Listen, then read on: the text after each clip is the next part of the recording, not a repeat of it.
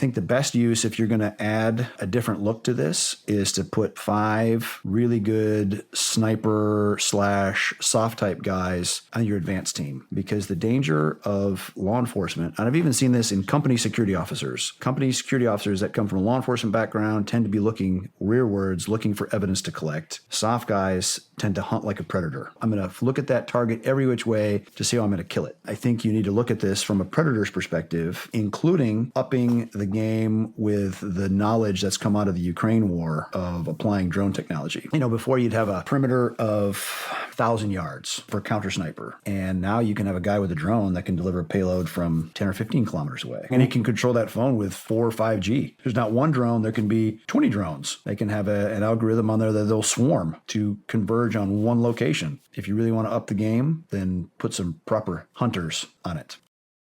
What must be fixed is if the Secret Service was bested by a 20-year-old who went to the range sometime, practiced. Obviously, he mapped it out. Supposedly, he had a drone that they've acknowledged that he used a rangefinder, that they bested him. And he got, 5 aimed shots off. What are they going to do against a 10-man Hezbollah team? Great question. Running drones or whatever. That is a level of threat clearly they're not up for right now. Heritage Foundation did a good job of tracking ad IDs on existing phones to find that there was a phone that visited his house regularly that went to some office building in Washington, D.C. That's interesting. That's curious. We should definitely find who that handset owner was. I'm not convinced if it was a conspiracy to kill Trump that they would have used a 20-year-old local kid.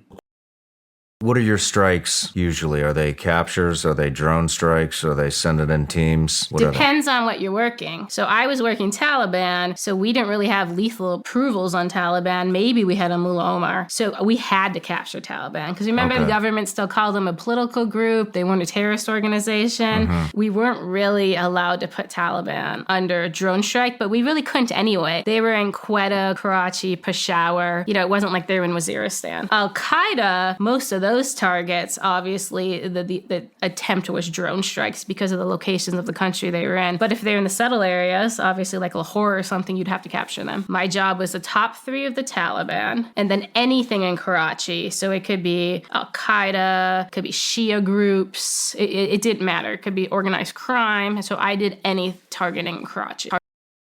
Most everything I heard about on the news, I feel like it's a lot of things that are false. What? You don't believe the news? I mean, I can't speak to every unmanned engagement that ever existed, but there's this theme of they just use unmanned assets to target civilian weddings. I never saw anything like that. I mean, it was an Air Force unit supporting the guys on the ground. That's what we did. Another lie from the media. Whatever fits the narrative at the time is usually what they say. Let's talk about your first kill in the A-10. We're supporting this troops in contact up in northeastern Afghanistan. There's Kiowas. They're tiny little helicopters. Mm-hmm. The pilots are such badass. They're out of munitions and they're shooting it out. Are you serious? Yeah. M4 out the door. They're straight up cowboys. Mag dumping out the door at this enemy fighting position.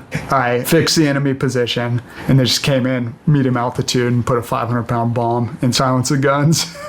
I'll bet that would do it. How did that feel compared to the drone? When you're physically there in the firefight, it makes a difference, yeah. Yep. You feel like King Kong again. You just have all this firepower at your fingertips.